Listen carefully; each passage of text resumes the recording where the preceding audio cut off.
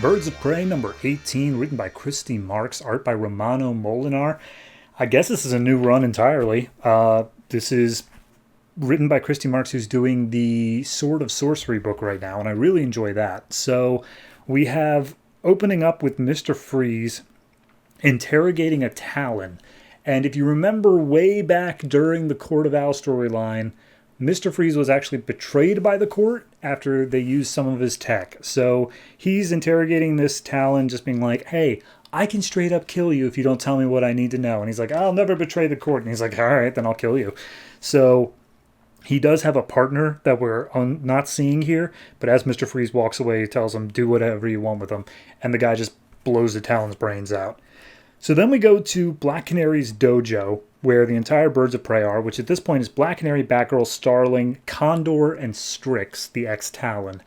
And Batgirl's like, hey, thanks for letting Condor and Strix stay here. Strix because she's kind of a crazy monster, and Condor because he doesn't have anywhere else to go at the moment. And she's like, yeah, no big deal, but it's really only because you asked, Batgirl. Anybody else I wouldn't be cool with. And Strix and Condor are training, and Strix ends up throwing Condor into a giant mirror, shattering it.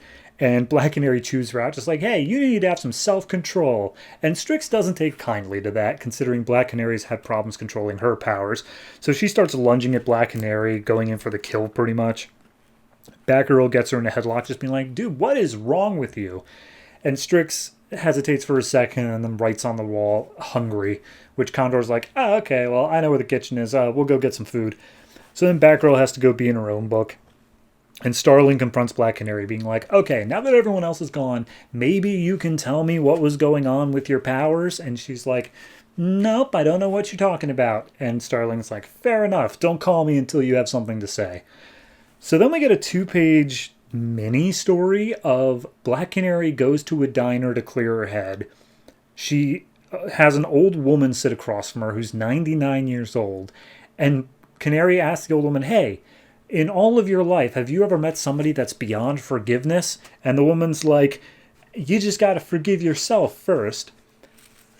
And then we just go back to the dojo again, where Condor and Strix are cleaning up. And Batgirl and Starling come rushing into the room. And they're like, what is it? What's the emergency? And Canary's like, I don't know what you're talking about. It's like, you texted both of us saying that there was some crazy emergency. And she's like, no, I didn't. We've just been chilling here. And then all of a sudden the roof starts freezing, and wouldn't you know it, it's Mr. Freeze. And he's like, hi, I'm here to take that Talon because I've got a beef with Talons, so she's coming with me. And immediately Starling starts pulling out her gun. She gets her hands frozen solid. Black Canary also gets frozen. Batgirl has Condor, uses telekinetic abilities to throw the punching bag at Freeze, knocking him over a little bit. Canary uses her Canary Cry to get out of the ice, which she was unsure as to whether or not she should. But then at the very end, Mr. Freeze is like, all right, this is getting out of hand. I kind of just wanted to drop in, steal the town, and leave because I didn't think you'd be defending her so badly. So instead, we're going to do this. And he causes a huge, mist of fog to form. Nobody can see through it.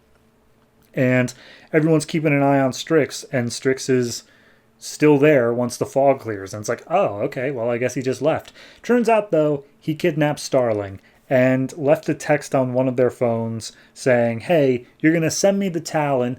The Talon will know where it's supposed to be, at the place where she was born. You have 1 hour. And so now Canary's like, all right, we're going to get Starling. Let's go. So I think it's a solid start to at least a mini arc. I don't think it can unless the person working with Freeze is a really interesting character that is going to get his own focus. I can't see this really being a full arc, but I could see this just being a little 2-issue. Hey, all right, let's get introduced to things. Let's set up the new status quo under this new writer, how things are going to go. I'm interested. I think that it was well written and, more importantly, easy to follow, because that's always been the biggest issue I've had with this Birds of Prey book, is that they just throw a billion things and expect you to be like, oh yeah, you can connect the dots between the issues, instead of just telling me, here's what happened. Here's how a serial story is supposed to go. Part 1, 2, and 3, not parts 1, 3, 5, and 7.